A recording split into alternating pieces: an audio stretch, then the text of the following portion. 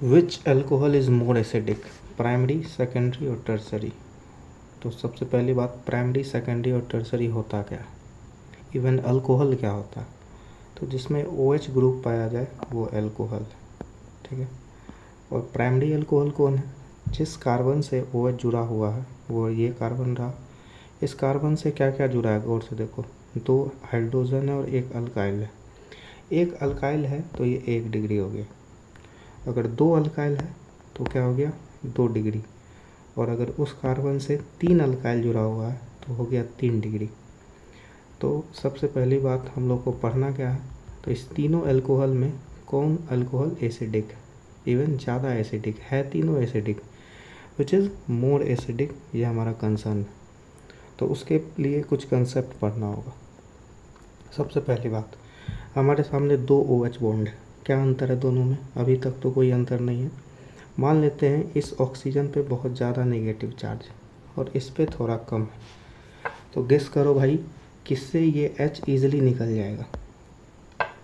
तो गेस कर लिया होगा आप लोगों ने, तो उम्मीद करते हैं आपका आंसर ये रहा होगा। चलिए देखते हैं कैसे। क्योंकि देखो इस ऑक्सीजन पे ज़्यादा नेगेटिव है, मान लेते हैं ये H+ बन गया। अब ये H+ बनेगा और यहाँ इतना ज़्यादा नेगेटिव है, क्या ये H+ बन के भाग पाएगा यहाँ से, जवाब है नहीं। क्यों, क्योंकि ये ऑक्सीजन पे बहुत ज़्यादा नेगेटिव होने के कारण ये इस H+ को खींच लेगा अपनी ओर। लेकिन अगर ये H+ बने तो यहाँ पे कम नेगेटिव है, तो क्या होगा, ये H भाग सकता है as compare to this H। ठीक है, उम्मीद करते हैं समझ में आया होगा। अगर समझ में नहीं आ रहा है तो एक कंसेप्ट और इसमें समझते हैं। अगर मान लीजिए अगर आपके घर में मात्र 2 ही लोग हैं, मम्मी पापा, तो आप इजीली भाग सकते हो घर से, मतलब घूमने के लिए। और अगर घर में बहुत ज़्यादा लोग हैं तो आप भागने में असमर्थ रहेंगे। तो वही हाल है इस H का। इस H के पास बहुत ज़्यादा माइनस है, मीन्स कि इसके पेरेंट बहुत ज़्यादा है, इसलिए H भाग नहीं सकता है। लेकिन यहाँ पर कम होने के कारण ये H ईजिली भाग जाएगा। तो सिंपल सा कंसेप्ट है कि अगर इलेक्ट्रॉन डेंसिटी ऑक्सीजन पे क्या है, ज़्यादा है, तो एसिडिटी कम होगा। अब एसिडिटी और ये H से क्या मतलब है, सबसे पहले एसिडिटी समझिए क्या होता है। एसिडिटी का मतलब होता है कि किस चीज़ से H+ मिल जाए ईजिली। तो जो ज़्यादा आसानी से H+ देगा वो ज़्यादा एसिडिक होगा। और इस दोनों केस में फिर कौन सा हाइड्रोजन ज़्यादा एसिडिक है, कौन सा है बताइए, ये हाइड्रोजन। क्यों, क्योंकि ये हाइड्रोजन ईजिली H+ बन के भाग पाएगा और ये हाइड्रोजन कम एसिडिक है। क्यों, क्योंकि H+ ईजिली बन के नहीं भाग पाएगा।